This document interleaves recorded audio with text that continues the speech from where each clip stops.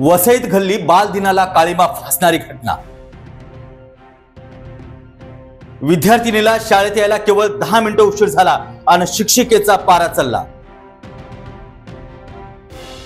शिक्षिकेनं 12 वर्षाच्या विद्यार्थिनीला दप्तरासह 100 उठाबशा काढायला लावल्या। उठाने बैठाने का और पढ़ाई करने का मतलब बच्चे गेट खोल दो किधर से घूमे तो हमारे गलती निकले। त्यानंतर ही दिवसभर शाळा करून मुलगी घरी पोहोचली। वेदनेमुळे तिला करण्यात आलं रुग्णालयात दाखल आणि शेवटी मृत्यूशी झुंज देत बाल दिनाच्या दिवशीच विद्यार्थिनीचा दुर्दैवी मृत्यू।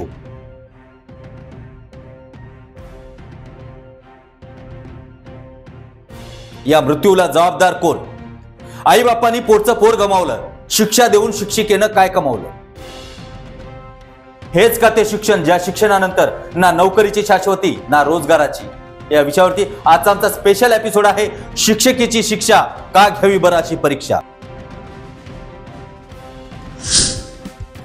नमस्कार, मी स्वप्नील दुधारे, आपण पाहत आहात महासागर न्यूज। खरं तर महाराष्ट्रातील शिक्षण व्यवस्था वाऱ्यावरती सोडली की काय असा प्रश्न नेहमीच पडतो।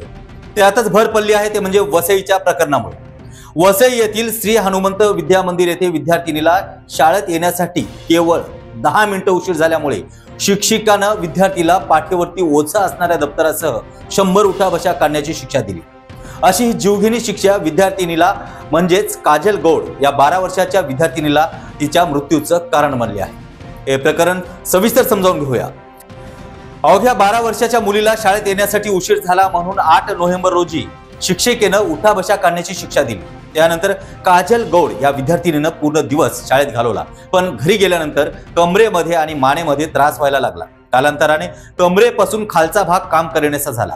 अशातच पालकांनी वसईच्या एका रुग्णालयात तिला दाखल केलं।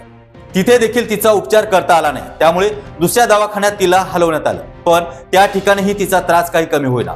शेवटी या विद्यार्थिनीला मुंबई येथील जे रुग्णालयात हलवलं आणि 14 नोव्हेंबर अर्थातच बाल दिनाच्या दिवशी या विद्यार्थिनीनं मृत्यूशी झुंज देत शेवटी मृत्यूला कवटाळलं। आईबापांनी हंबरडा फोडला, पोटाचं पोर गेलं, पण या सगळ्या गोष्टीला जबाबदार कोण?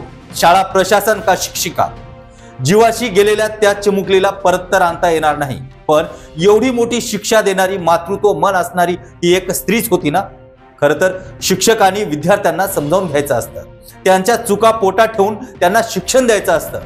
अशातच विद्यार्थ्यांना शिक्षा करणं हे कायद्यानं गुन्हा असताना देखील अशा पद्धतीनं शिक्षा करून शिक्षिकेनं मानसिक संतुलन किती अयोग्य आहे हे या ठिकाणी दाखवून दिलं आहे। या प्रकरणानंतर या शाळेला केवळ 8वी पर्यंत मान्यता होती, पण शाळा ही 10वी पर्यंत वर्ग भरवायची। याच 10वीच्या वर्गात मृत झालेल्या काजल गौडचा मोठा भाऊ शिक्षण घेतो, हे प्रकरण यामुळेच उघडकीस आलं। अशा बेकायदेशीर शाळेमध्ये असा प्रकार घडल्यामुळे संपूर्ण महाराष्ट्र हळहळ व्यक्त करत आहे। हे प्रकरण घडल्यानंतर स्थानिकांनी शाळेला कुलूप ठोकलं। यावरती कारवाई करू असं गट शिक्षण अधिकाऱ्यांनी सांगितलं, पण कारवाई केल्यानंतर जीव गमावलेलं लेकरू पालकांना परत मिळणार का? खरंच शिक्षकाचं हे वागणं कितपत क्रूर होतं या ठिकाणी दिसून येते।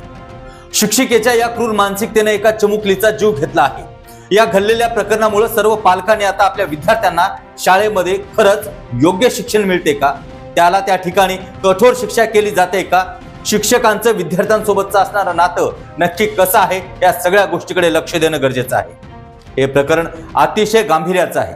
यामुळे आम्ही या शिक्षण प्रशासनाचं आणि शिक्षिकेचं आणि त्या शाळेचं देखील महासागरच्या वतीनं तीव्र शब्दात निषेध करतोय आणि त्या चिमुकल्या विद्यार्थिनीला आम्ही श्रद्धांजली देतोय।